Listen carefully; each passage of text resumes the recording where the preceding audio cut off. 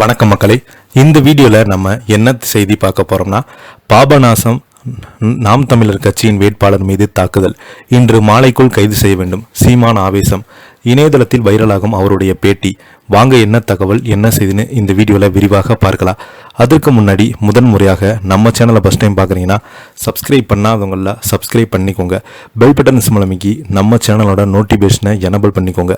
நாங்கள் போடுற வீடியோ எல்லாமே உங்களுக்கு உடனுக்குடனே வந்து சேரும். வாங்க என்ன தகவல்னு பார்க்கலாம். தஞ்சை மாவட்டம் பாபநாசம் தொகுதி நாம் தமிழர் கட்சி வேட்பாளர் அனீஸ் பாத்திமா மீது திமுக நடத்த தாக்குதல் கண்டனம் தெரிவித்துள்ள சீமான், குற்றவாளிகளை உடனடியாக கைது செய்யவிட்டால் போராட்டம் நடத்தப்பட்டு எச்சரிக்கப்பட்டுள்ளது. 2026 சட்டமன்ற தேர்தலுக்கான வாக்குப்பதிவு ஏப்ரல் 23 நடைபெற்ற நிலையில் நேற்று மாலை தஞ்சை மாவட்டம் பாபநாசம் தொகுதியில் போட்டியிடும் நாதக வேட்பாளர் அனீஸ் பாத்திமா தனது ஆதரவாளருடன் அம்மாப்பேட்டை அருகில் உள்ள உக்கடைப்பள்ளி சென்று பார்வையிட்டுள்ளார். அப்போது அவர் திமுகவின் தாக்குதல் நடத்திய கூறப்படுகிறது. இந்த சம்பவத்தால் அங்கு பரபரப்பு ஏற்பட்டுள்ளது. இந்த தாக்குதல் சம்பவத்திற்கு நாம் தமிழர் கட்சியின் தலைமை ஒருங்கிணைப்பாளர் சீமான் கடும் கண்டனம் தெரிவித்துள்ளார். இது குறித்து அவர் தனது எக்ஸ்தல பக்கத்தில் பாபநாசம் தொகுதி வேட்பாளர் அன்பு தங்கை அனீஸ் பாத்திமா மீது கர்ப்பிணி பெண் என்று பாராமல் கொடுந்தாக்கல் நடத்திய திமுக முரடர்களை மீது கைது செய்ய முயற்சி வழக்கு பதிவு உடனடியாக கைது செய்ய வேண்டும்.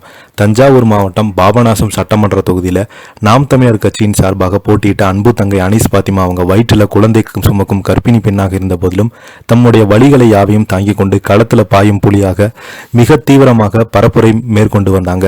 தேர்தல் களத்தில் சிறிதும் சோர்வின்றி அவர் காட்டிய வேகமும் கடுமையான உழைப்பும் கண்டு பாபநாசம் தொகுதி மக்கள் செல்லும் இடமெங்கும் பேராதரவை தந்தாங்க.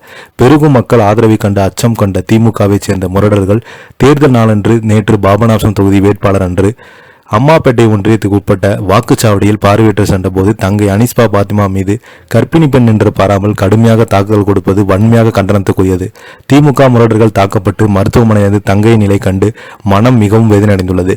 கருத்துக்களாக எதிர்கொள்ளும் திறனற்ற கோழைகளை வன்முறையாக கட்டவிழ்த்துவிட்டு வெற்றி பெற நினைப்பது வெட்கமானதாகும். ஆட்சியிலிருந்து 5 ஆண்டுகளும் பள்ளி படிக்கும் சிறுமிகள் முதல் வீட்டில் தனியாக இருக்கும் பாட்டிகள் வரை பெண்கள் மீது கடுமையான தாக்குதலை நடத்திய பெண்களுக்கு சிறிதும் பாதுகாப்பு அற்ற மாநிலமாக தமிழ்நாட்டை மாற்றியது திமுக அரசுதான். தற்போது 5 ஆண்டுகள் கால ஆட்சி நீடித்த பிறகும் பெண்கள் மீதான தாக்குதலை திமுக முரடுகள் தொடர்வது அதிகார மமதை உச்சமாகும். தமிழ்நாட்டின் சட்ட ஒழுங்கு தற்போது யாருடைய கட்டுப்பாட்டில் உள்ளது? தமிழக காவல்துறை கட்டுப்பாடு யார்? திமுக அல்லது தேர்தல் ஆணையமா? அங்கீகரிக்கப்பட்ட ஒரு அரசியல் கட்சியின் பெண் வேட்பாளர்கள் மீது நடத்தப்பட்ட கொலைவெறி தாக்குதலா? தேர்தல் ஆணையம் என்ன பதில் கூறப்போகிறது? தாக்குதல் நடத்துவது குறித்து நேற்றே நாம் தமிழர் கட்சியின் புகார் அளித்து இதுவரை குற்றவாளிகளை காவல்துறை கைது செய்யாதது ஏன்? தேர்தல் ஆணையம் என மூடி மறைக்காமல் யாரை காப்பாற்றினீங்க? ஜனநாயகத்தை குடி தோண்டி புதைக்க செய்யும் இது போன்ற அட்டுழியங்கள் தேர்தல் ஆணையம் கைகட்டி வேடிக்கையாளர் பார்த்த பாமர மக்களுக்கு ஜனநாயகம் மீது எப்படி நம்பிக்கை வரும்?